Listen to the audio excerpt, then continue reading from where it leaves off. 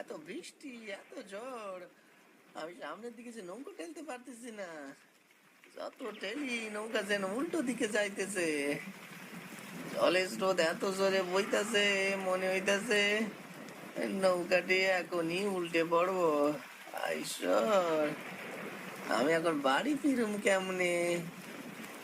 না না, আশেপাশে তো কাউকে দেখতেছি না।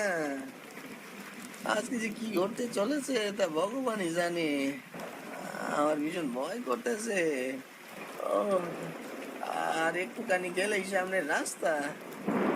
ভগবান, তুমি আমারে রক্ষা করো, রক্ষা করো, রক্ষা করো গো, রক্ষা করো।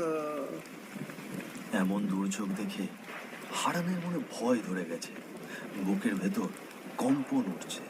সে খুব দ্রুত নৌকা ঠেলছে বাড়ি ফেরার জন্য, কিন্তু কোনো কিছু যেন তাকে পেছন থেকে টেনে ধরেছে। কিছুতেই সামনে এগোতে পারছে না। মনে হচ্ছে হারানের নৌকাকেও টেনে পিছিয়ে নিয়ে যাচ্ছে। আর ঠিক সেই মুহূর্তেই বিকট শব্দে আর একটা বাজ পড়ল হারান মাছওয়ালার ঠিক মাথার উপর।